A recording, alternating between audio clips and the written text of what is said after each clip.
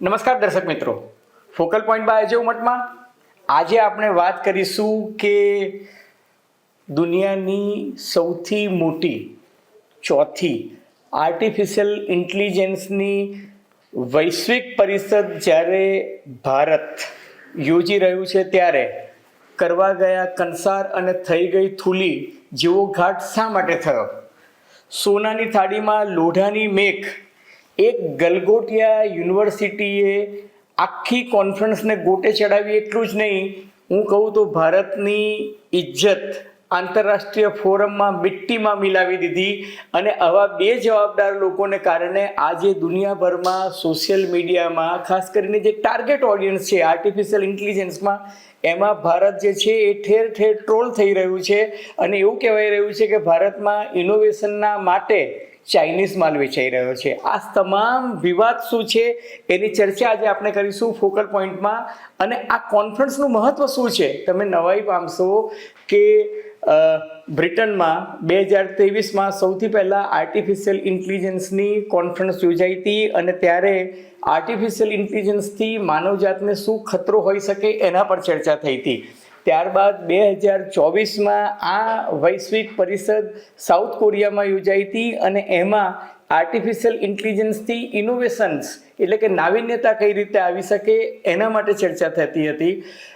2025માં ફ્રાન્સમાં જ્યારે આ કોન્ફરન્સ ભરાઈ ત્યારે આર્ટિફિશિયલ ઇન્ટેલિજન્સના ક્ષેત્રે એક્શન શું લેવા જોઈએ, એથિકલી એટલે કે નીતિમત્તા અને માનવજાત માટે ખતરો સાબિત ન થાય એ રીતે શું એક્શન લેવા જોઈએ એની ચર્ચા થઈ હતી. અને આ વખતે ભારત સરકારે, વડાપ્રધાન નરેન્દ્ર મોદીએ સૂત્ર આપ્યું હતું બહુજન સુખાય બહુજન હિતાય, એટલે કે બહુજન માનવ કલ્યાણ માટે, સમગ્ર વિશ્વ માટે આર્ટિફિશિયલ ઇન્ટેલિજન્સનો ઉપયોગ સી રીતે થઈ શકે એના માટેની આ કોન્ફરન્સ હતી કે જેમાં દુનિયાના 115થી વધુ દેશો, 15થી વધુ રાષ્ટ્રના વડાઓ અને લગભગ 500 જેટલા સેશન યોજાઈ રહ્યા છે બલકે. અને જેમાં 2.5 લાખ લોકોએ રજીસ્ટ્રેશન કર્યું છે દિલ્હીના ભારત મંડપમમાં. એ કોન્ફરન્સનો જે મેસેજ જેવો જોઈતો હતો એ મેસેજમાં એકમાત્ર ગલગોટિયા યુનિવર્સિટીએ કઈ રીતે દુનિયાભરમાં ભારતને ગોટે ચડાવ્યું એની ચર્ચા આજે આપણે કરીશું. અને સાથોસાથ એ પણ વાત કરીશું કે ભારત એ દુનિયાનું સૌથી મોટું ડેટા સેન્ટર બની શકે તેમ છે. ભારત એ દુનિયાનું સૌથી મોટું માર્કેટ છે, ડેટા માર્કેટ છે. અને મુકેશ અંબાણીએ બહુ જ પહેલાં કહ્યું હતું કે ડેટા ઇઝ ન્યૂ ઓઇલ. એ સંદર્ભમાં ભારત પાસે આર્ટિફિશિયલ ઇન્ટેલિજન્સના ક્ષેત્રમાં વિકસવાની ગજબની તક છે. અને સાથોસાથ તક છે તો પડકારો પણ છે. અને ભારત માટે સોશિયલ મીડિયામાં, ડિજિટલ ક્રાંતિમાં, કોમ્પ્યુટર ક્રાંતિમાં અને ભૂતકાળની ઔદ્યોગિક ક્રાંતિમાં ભારતની પીછેહટ થઈ. અને આર્ટિફિશિયલ ઇન્ટેલિજન્સમાં જો ભારત દુનિયાની ટોપ 5 મહાસત્તાઓ સાથે કદમ સે કદમ મિલાવે તો ભારત પણ ભવિષ્યમાં મહાસત્તા બની શકે. કારણ કે આર્ટિફિશિયલ ઇન્ટેલિજન્સમાં જેટલું એ ટેકનોલોજીમાં જેટલું પોટેન્શિયલ છે એટલું બીજું કોઈ જ પોટેન્શિયલ અન્ય કોઈ જ નવી ટેકનોલોજીમાં નથી. અને આ તમામ મુદ્દાઓની ચર્ચા આજે આપણે કરીશું ફોકલ પોઈન્ટ બાય અજય ઉમટમાં. પરંતુ એ પહેલાં મારી આપ સૌને નમ્ર વિનંતી છે કે જો તમને ફોકલ પોઈન્ટ બાય અજય ઉમટનો આ એપિસોડ ગમે તો મહેરબાની કરીને એને લાઇક કરજો, શેર કરજો, સબસ્ક્રાઈબ કરજો. અને હા, પેલું વિનામૂલ્યે બેલ આઇકોનનું બટન દબાવવાનું ભૂલતા નહીં, જેથી તમને અમારા નવા વિડીયોઝના નોટિફિકેશન્સ મળતા રહે. તો ધન્યવાદ.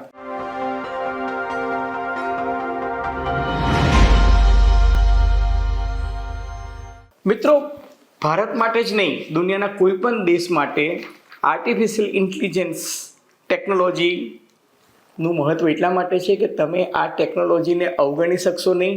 અને આ ટેકનોલોજી વિના દુનિયાને ચાલવાનું પણ નથી. આ એક એવી ટેકનોલોજી છે કે જેના માટે એવી ચિંતા સેવાઈ રહી છે કે માનવજાત માટે ખતરનાક સિદ્ધ થઈ શકે છે. અને માણસ આ ટેકનોલોજીનું ભાવિ નક્કી કરશે કે આર્ટિફિશિયલ ઇન્ટેલિજન્સ નામની ટેકનોલોજી માણસનું ભવિષ્ય નક્કી કરશે, એ વિશે હવે દુનિયાભરમાં ચર્ચા થઈ રહી છે. અલબત્ત દુનિયામાં જ્યારે કોઈ પણ નવી શોધ થાય છે ત્યારે એ શોધના ભયસ્થાનો વિશે હંમેશા ચર્ચા થાય છે. દાખલા તરીકે આજથી 3 લાખ વર્ષ પહેલાં માણસે જ્યારે અગ્નિની શોધ કરી અને અગ્નિની શોધ થઈ ત્યારે પણ કદાચ એ ચર્ચા થઈ હશે કે આગને કારણે આખી દુનિયાને તમે સળગાવી શકો છો. પરંતુ એના માટે પણ જે નીતિ નિયમો નક્કી થયા અને અગ્નિને આપણે દેવતા તરીકે સ્વીકાર્યો અને આપણે અગ્નિનો અત્યંત ન્યાયપૂર્ણ રીતે ઉપયોગ કરી રહ્યા છીએ.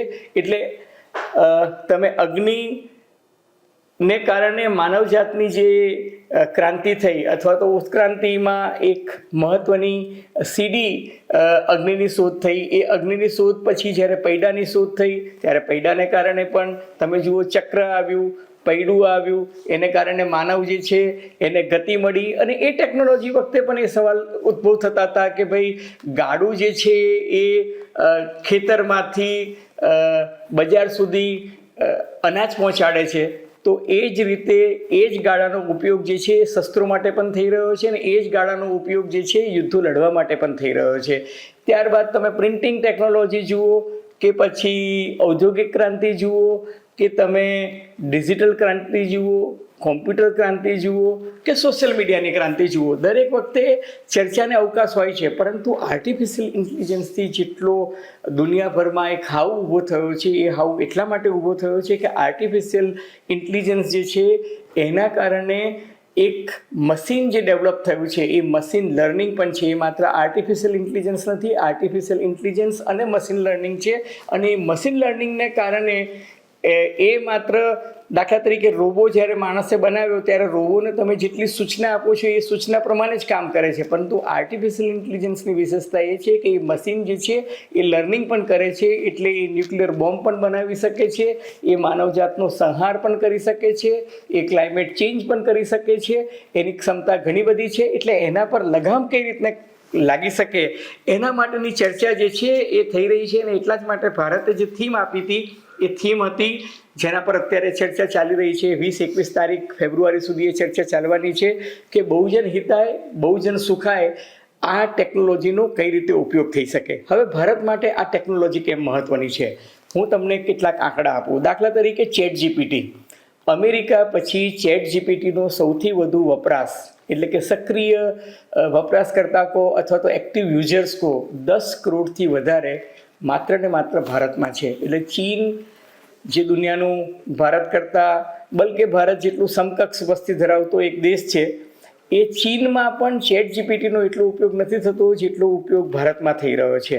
પરંતુ 145 કરોડની વસ્તીમાં આજે 70% વધુ લોકો ઇન્ટરનેટ વાપરે છે. એટલે લગભગ તમે વિચારો તો 100 કરોડ જેટલા લોકો જે છે આ દેશમાં ઇન્ટરનેટ વાપરે છે. અને એ ઇન્ટરનેટ વપરાશકર્તાઓ પૈકી 70% લોકો પાસે સ્માર્ટફોન છે. અને એ સ્માર્ટફોનને કારણે ડિજિટલ પ્લેટફોર્મ્સ હોય, સોશિયલ મીડિયાના પ્લેટફોર્મ્સ હોય, એ બધાને સુલભ છે. તેમ આ તમામ લોકોને આર્ટિફિશિયલ ઇન્ટેલિજન્સની ટેકનોલોજી છે એ પણ ઉપલબ્ધ છે. પરંતુ ભારત પોતે આર્ટિફિશિયલ ઇન્ટેલિજન્સના ક્ષેત્રે ક્યાં ઊભું છે? તો તમને નવાઈ લાગશે કે ચીન છે એની પાસે આર્ટિફિશિયલ ઇન્ટેલિજન્સની 70%, 69 પોઈન્ટ સમથિંગ એટલે લગભગ 70% જેટલી પેટન્ટ માત્ર ને માત્ર ચીન પાસે છે. અમેરિકા પાસે 14% જેટલી, 14.6% જેટલી પેટન્ટ છે. અને યુરોપ, યુકે સહિત અન્ય દેશો પાસે લગભગ 13-14% જેટલી પેટન્ટ છે. હવે એ પેટન્ટની સરખામણીમાં ભારતની રજિસ્ટર્ડ થયેલી વૈશ્વિક કક્ષાએ ક્વોલિટી પેટન્ટની જો હું વાત કરું તો 0.37% જ છે. એટલે 0.5% પણ પેટન્ટ ભારત પાસે નથી. અને એટલે જ તમે જુઓ કે યુઝર્સની સંખ્યા, વપરાશકર્તાઓની સંખ્યા આટલી બધી છે, પરંતુ ડેવલપમેન્ટની વાત કરીએ તો ભારતે પોતાની વૈશ્વિક કક્ષાની કહી શકાય એવી કોઈ આર્ટિફિશિયલ ઇન્ટેલિજન્સની એપ એટલે કે એપ્લિકેશન ડેવલપ કરી નથી. અને પેટન્ટ ડેવલપમેન્ટમાં ભારત જે છે એ બહુ પાછળ છે. સિમિલરલી હું તમને કહું કે આર્ટિફિશિયલ ઇન્ટેલિજન્સના ઉપયોગમાં ભારત 68માં કે 69માં નંબરે છે એની ચર્ચા થઈ રહી છે. એટલે આર્ટિફિશિયલ ઇન્ટેલિજન્સનો ઉપયોગ વહીવટી તંત્રમાં, શિક્ષણમાં, આરોગ્યની સેવામાં કે માનવ સુખાધિકારમાં ભારતમાં 68માં નંબરે આજની તારીખે કહી શકાય. નંબર 1 પોઝિશન પર યુનાઇટેડ અરબ અમીરાત છે, ફ્રાન્સ 5મા ક્રમે છે, અમેરિકા 24મા ક્રમે છે. બીજું એક મહત્ત્વનું સ્ટેટિસ્ટિક્સ આપું, ડેટા સેન્ટર કે જે આર્ટિફિશિયલ ઇન્ટેલિજન્સ માટે સૌથી મહત્ત્વનું છે, અમેરિકામાં સૌથી વધુ ડેટા સેન્ટર છે 3984.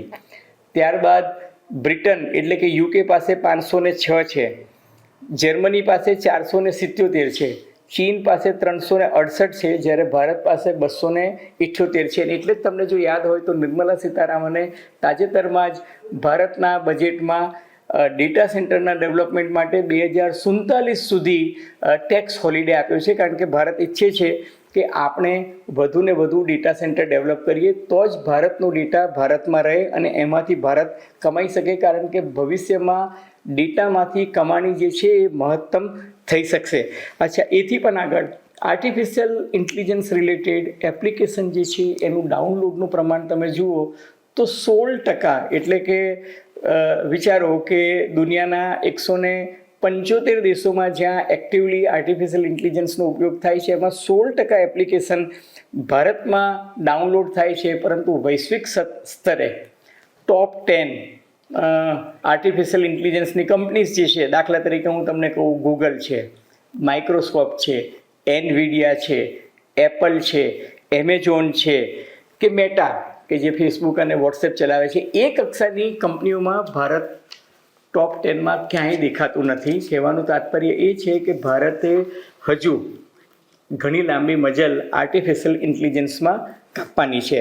હવે જે હેતુથી આ કોન્ફરન્સ દિલ્હીમાં યોજાઈ રહી છે, મેં તમને કહ્યું કે 115થી વધુ દેશના લોકો એમાં ભાગ લઈ રહ્યા છે અને વૈશ્વિક સ્તરે આ સૌથી મોટી કોન્ફરન્સ ગણાઈ રહી છે કે જેમાં બિલ ગેટ્સથી માંડીને સુંદર પિચાઈ આવી રહ્યા છે. 150થી વધુ મલ્ટીનેશનલ કંપનીઝના CEO હાજરી આપી રહ્યા છે, જ્યાં 7 ચક્રોની વાત જે વડાપ્રધાન નરેન્દ્ર મોદીએ કરી હતી, નવી સુરક્ષાની સ્કીમ શું હોવી જોઈએ, નવી સ્કિલ્સ કઈ ડેવલપ થઈ શકે, વૈજ્ઞાનિક અભિગમ કઈ રીતના અપનાવી શકે, માનવતાની દિશામાં તરક્કી કઈ રીતના થઈ શકાય, સૌનું ભલું કઈ રીતના થઈ શકે, રોજગારની પેટર્ન બદલાતી હોય તો એ પેટર્નમાં ભારતના યુવાનોને કઈ રીતે રોજગારી મળી શકે, આ બધી વસ્તુ જે છે આર્ટિફિશિયલ ઇન્ટેલિજન્સ સૌ માટે કઈ રીતના સુલભ થઈ શકે, ઉપલબ્ધ થઈ શકે.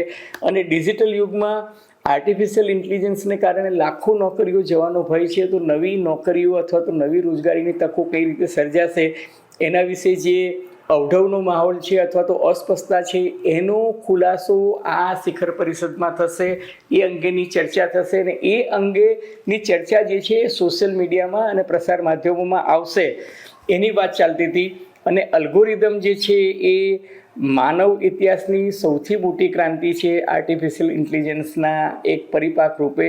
એમાંથી ભારતને શું ફાયદો થઈ શકે, ભારત પોતાનું ઇન્ફ્રાસ્ટ્રક્ચર કઈ રીતના ડેવલપ કરી શકે, ડેટા સેન્ટર્સ કઈ રીતના ડેવલપ થઈ શકે, ક્વોલિટી મેન પાવર આપણે ભારત જે છે એ સૌથી સારામાં સારું યુવા પ્રતિભાઓ ભારત પાસે છે, વિશ્વમાં સૌથી વધુ યુવાન દેશ અત્યારે ભારત પાસે છે. 68% જેટલી વસ્તી જે દેશમાં યુવાનોની હોય એ યુવા શક્તિ, યુવા પ્રતિભા આર્ટિફિશિયલ ઇન્ટેલિજન્સમાં આગળ કઈ રીતના આવી શકે, ભારતમાં મૂડીરોકાણની તકો કઈ રીતના વધારે થઈ શકે, ભારતના યુવાનોને તાલીમ કઈ રીતના મળે, ભારતમાં રિસર્ચ એન્ડ ડેવલપમેન્ટ કઈ રીતના થઈ શકે, એક પરફેક્ટ પ્લેટફોર્મ ભારત છે. એ દિશામાં ભારત જે છે એને આ કવાયત કરવાના ભાગરૂપે કરોડો રૂપિયાના ખર્ચે ભારત મંડપમમાં દિલ્હીમાં આ કોન્ફરન્સ કરી અને મેં તમને કહ્યું તેમ 2.5 લાખથી વધુ લોકોના રજિસ્ટ્રેશન આવ્યા.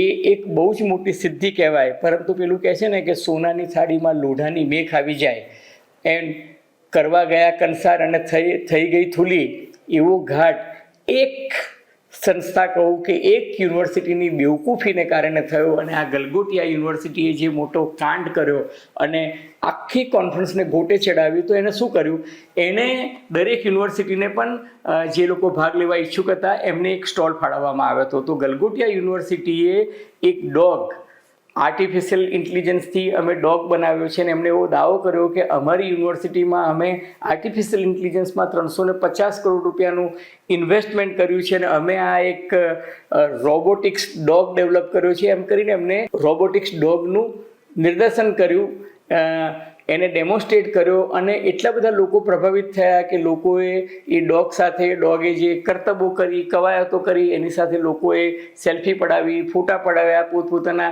પ્લેટફોર્મ પર મૂક્યા. અને ત્યારે ગલગોટિયા યુનિવર્સિટીના જે પ્રવક્તાઓ હતા, મહિલા અધ્યાપિકાઓ અને જે પ્રવક્તા હતી, એ એવો દાવો કરતી હતી કે આ અમે ડેવલપ કરેલો ડોગ છે.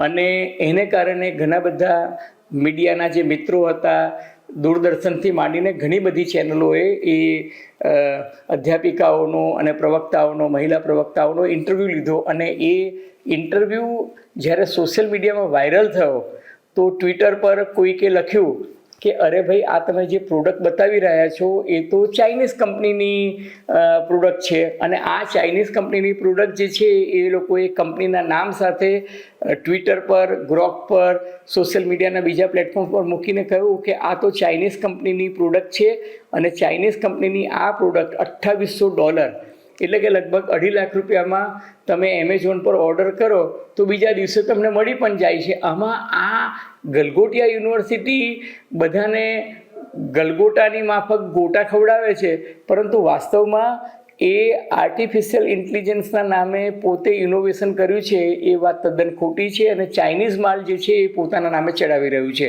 હવે સોશિયલ મીડિયામાં તો જંગલમાં દવ લાગે ને એનાથી પણ વધુ ઝડપે મેસેજીસ વાયરલ થાય છે, અને ટૂંક જ સમયમાં ચાઇનીઝ કંપનીએ તરત રદિયો આપતા કહ્યું કે આ અમારી પ્રોડક્ટ છે, અમારી પ્રોડક્ટના બ્રોશર છે, અને ભારતીય યુનિવર્સિટી જે દાવો કરે છે એ દાવો તદ્દન વાહિયાત, બેબુનિયાદ અને અપપ્રચાર છે. અને એ સાથે દુનિયાભરમાં કરોડો યુઝર્સે ભારતની આ યુનિવર્સિટીની અને ભારતની મજાક ઉડાવવાનું શરૂ કર્યું કે લ્યો બોલો, ભારત આર્ટિફિશિયલ ઇન્ટેલિજન્સમાં ઇનોવેશનના નામે ચાઇનીઝ માલ જે છે એ લોકોને દર્શાવી રહ્યું છે. કોંગ્રેસ પાર્ટીને તો બેસવાની દાઢ મળી ગઈ. રાહુલ ગાંધીથી માંડીને પ્રિયંકા ચતુર્વેદી અને તૃણમૂલ કોંગ્રેસના પાર્ટીના બધા નેતાઓએ ભાજપ સરકારની, મોદી સરકારની રેવડી દાણેદાન કરવાની કોશિશ કરી, અને દુનિયાભરમાં જેટલા પણ લોકો સોશિયલ મીડિયામાં એક્ટિવ હતા એ અલગ અલગ પ્લેટફોર્મ્સ પર એમને ગલગોટિયા યુનિવર્સિટીને અને ભારતની આ કોન્ફરન્સને ટ્રોલ કરવાનું ચાલુ કર્યું. અને એને કારણે ભારતીય જનતા પાર્ટીના કેટલાક નેતાઓ કે જેમણે આ ચાઇનીઝ ડોગને ભારતીય સમજીને જે ટ્વીટ કર્યું હતું એ બધાએ પોતપોતાની ચેનલ પરથી, પોતપોતાના પ્લેટફોર્મ પરથી બધું ડિલીટ મારવું પડ્યું. કહેવાનો અર્થ એ છે કે મેડ ઇન ચાઇનાના નામે એક ઇનોવેશનને પોતાની યુનિવર્સિટી નામે ચડાવવાનો જે પ્રયાસ કર્યો ને એમાં જે અતિશયોક્તિ થઈ, સોશિયલ મીડિયાના જમાનામાં સત્ય જે છે એને છુપાવવાનું કામ અતિશય દુષ્કર અને કપરું થઈ ગયું છે. અને એના કારણે ભારત કે જે રિસર્ચ અને ડેવલપમેન્ટમાં, ઇનોવેશનમાં બહુજન હિતાય બહુજન સુખાય એક સરસ મેસેજ આપવા માંગતો હતો, એને બદલે એક ચાઇનીઝ ડોગને કારણે ભારતની ઇજ્જત જે છે એને ખાસ્સું ઠેસ પહોંચી છે, નુકસાન થયું છે.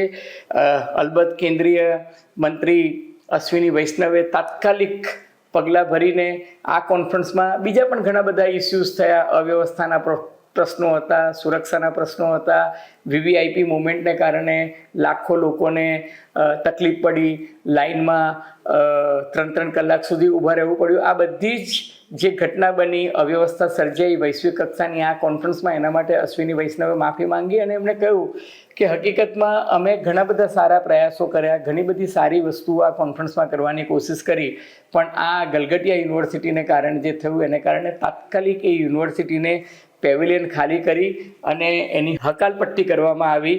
પરંતુ હકીકતમાં એક સારા ઉદ્દેશ્યથી જે એક વૈશ્વિક પરિષદ ભારતના આંગણે મળી રહી હતી, એમાં અતિશય મહત્વકાંક્ષી આપણી જે ગોલ હતા, લક્ષ્ય હતા, એ સેશન થયા, બધું જ થયું, પરંતુ કોઈ પણ સારી વસ્તુને આજની તારીખે પ્રચારની જરૂર છે. એ બ્રાન્ડિંગ અને માર્કેટિંગમાં લિટરલી ભારતને ખાસું નુકસાન થયું, કારણ કે ઉર્દુમાં કહેવત છે ને કે બુંદ સે બિગડી વો હોશ સે નહીં સુધરતી. એટલે કે હવે તમે ગમે તેટલું સ્પષ્ટતા આપો તો પણ એક વખત આ આખી કોન્ફરન્સને જે ગલગોટિયા યુનિવર્સિટીને કારણે જે આખો માહોલ ગોટે ચડ્યો, એના કારણે જે ટાર્ગેટ ઓડિયન્સ હતી, યુવાનો, એઆઈ રિલેટેડ જે તરવરિયા નવયુવાનો જે આ કોન્ફરન્સને ફોલો કરી રહ્યા હતા, એ લોકો પણ મજાક બનાવી દીધી. અને હકીકતમાં જે એક સૌથી ગંભીર વિષય હતો માનવતા માટેનો, એ માનવતા માટેની ચર્ચા જે છે એ જે તે સેશનમાં થઈ, પરંતુ વૈશ્વિક સ્તરે જે ભારતની એક સારી બ્રાન્ડ બનવી જોઈતી હતી એમાં ગલગોટિયા યુનિવર્સિટીએ સૌને ગોટે ચડાવ્યા અને એને કારણે ભારતને પણ નુકસાન થયું. આર્ટિફિશિયલ ઇન્ટેલિજન્સની આ કોન્ફરન્સ યોજવા પાછળનો જે શુદ્ધ હેતુ હતો એ હેતુ પણ યોગ્ય રીતે બહાર આવ્યો નથી. અલબત્ત મિત્રો, હજુ આ કોન્ફરન્સ 3 દિવસ ચાલવાની છે. આગે આગે દેખો હોતા હૈ ક્યા. આ કોન્ફરન્સમાં ઘણા બધા સારા અપડેટ્સ આવશે. એ અપડેટ્સ અમે તમને આપતા રહીશું. તમારી પ્રતિક્રિયા અને આ કોન્ફરન્સ અંગે તમારું અવલોકન, આર્ટિફિશિયલ ઇન્ટેલિજન્સમાં ભારત આગળ શું કરી શકે એ અંગે પણ તમારી ફીડબેક હશે તો એ અમને ગમશે. ધન્યવાદ, ખૂબ ખૂબ આભાર. તમને અમદાવાદ મિરર અને નવ ગુજરાતના સથવારે ફોકલ પોઈન્ટ બાય અજય ઉમટનો આ એપિસોડ ગમ્યો હોય તો એને લાઈક કરવાનું, શેર કરવાનું અને સબસ્ક્રાઈબ કરવાનું ભૂલતા નહીં. ધન્યવાદ, ખૂબ ખૂબ આભાર.